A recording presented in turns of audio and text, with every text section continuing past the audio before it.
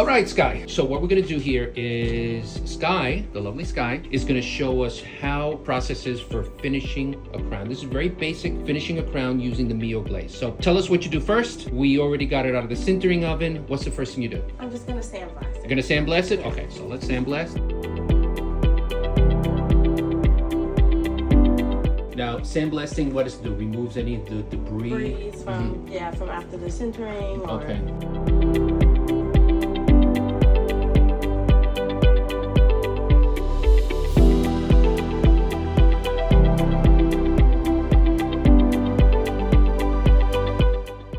All right, so after the sandblasting, you're gonna make sure you have no sand left on that.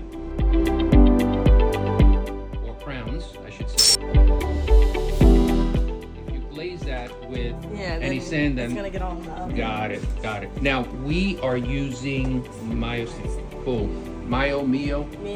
Okay, and I noticed here that you guys do not clean off your stain tray, right? Because that's expensive stains. Yeah, and you can and like, they don't evaporate. Right, and you can kind of like bring it back to life with the in-sync. You just mix it in and kind of give it like a consistency you want depending on like what you're going for. Okay, so this is just your all around. This is the all around. Okay.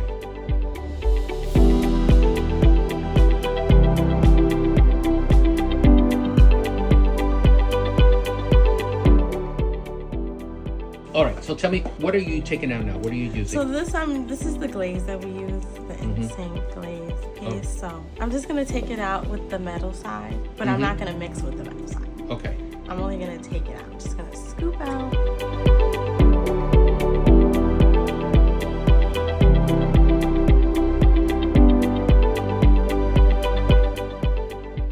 And we just mix it up with this side because the other side would like. Show me the side. Show me the side that we're using here. Okay, that's like a plastic tip. Yeah, it's like plastic, right?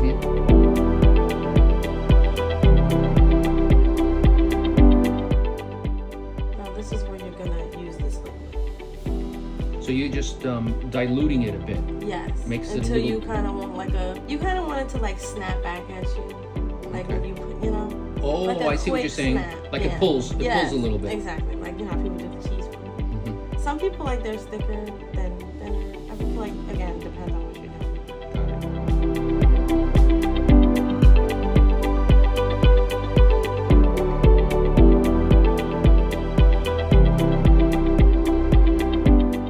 Oh, I see there. Like Got you see it. the pull.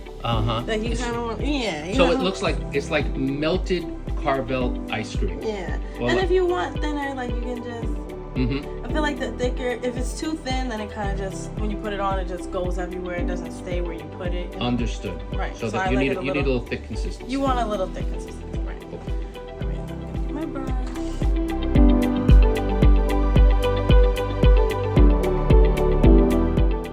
And let me just point out here. This is in sync. All one for all. Yes. All for one. Oh, one for all. Okay, cool. That's like one dilutant for all the shades. Yeah, you have to use that for everything. Got it. Yeah, and then let me get my, so what did I say?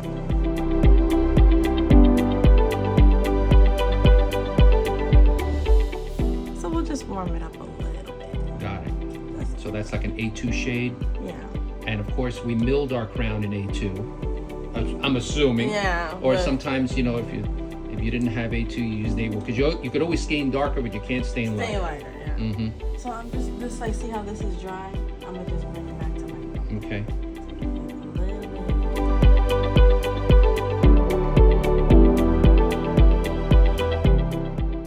Do you remember what shade that was? The name of that? Yeah. So this is it should be the trans shade A. Like there's a whole bunch of. Okay. All right. I'll show you after it's at the top. What we'll do is we'll take a picture of the kit with all the different shades. Yeah. So there's one for A, there's one for B, and then you use that to warm them up. Okay.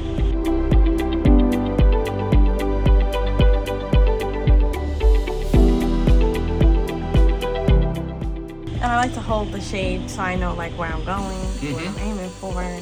Oh, I see what you put them next to each other. Yeah, I kind of put them next to each other that way. I kind of have a.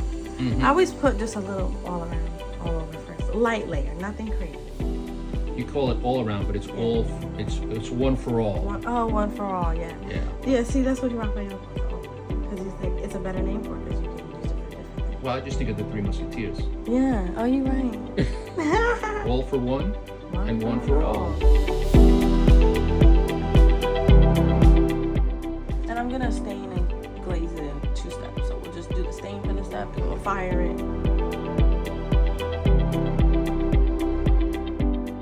Okay, so I'm just warming up like down here. So you're adding that darker stain along the cervical. Yes. Okay. Just to warm it up, like see how we're trying to mimic this. Uh-huh. I got you. Yeah. So we're just warming it up. And what was the name of that shade in particular? Do you remember? So since this is A, we're using trans shade A to warm it up a little bit. Oh, I got it. Yeah, Okay. so it goes like, so if you're doing B, you use the trans shade B. They have C. So you're even throwing a little custom stain on the lingual. Yes.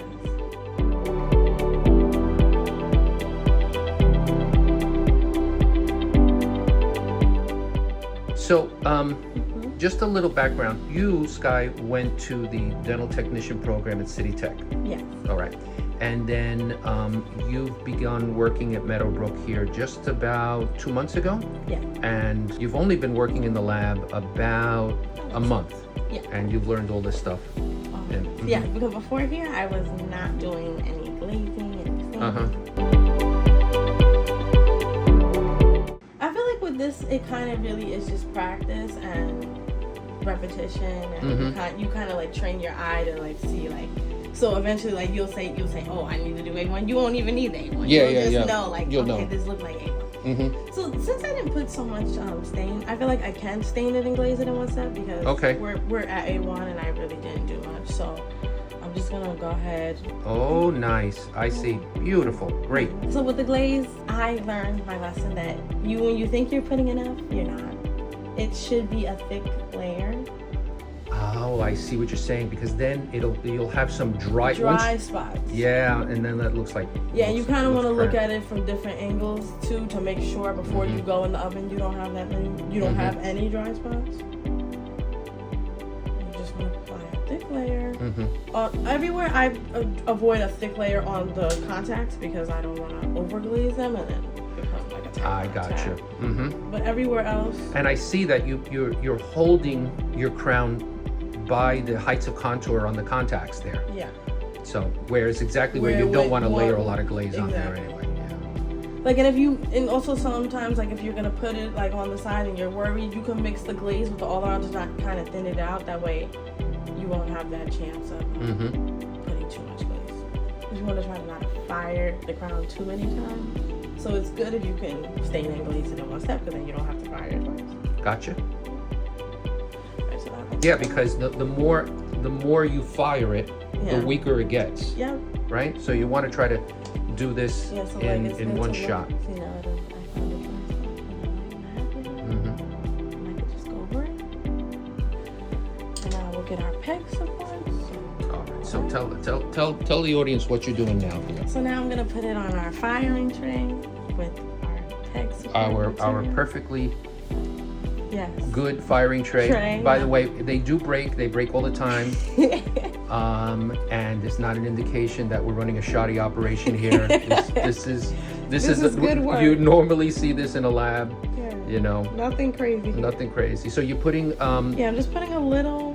Less is more. What is this called again that you put? So this is ceramic firing support. I just call it peg support because this is the peg. This is gonna support it. And it keeps the crown from dancing around on top of the peg. Right. It's kind of like a glue.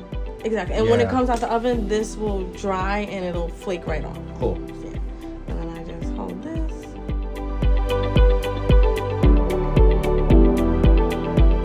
I mean, realistically, like if it's a crown like this, you could put it right. If it's not gonna touch, you can put it right on the firing tray, as long as you're not like and you don't have to. And then we just put this right here. Okay, so let me show you the oven. Okay, so now we have our crown on our peg, ready to go into the glazing oven. Tell me what we got here. So this is your home spoon. This is home. So for this, we're gonna go into Avoclar Riveted Programs, and we're gonna use this one, the blue one, the Empress, and we're doing Shade Stains Firing Universal. So it's P43. Click that, and it's already programmed. All you would do is put it in, and you press play. Got it. Green button.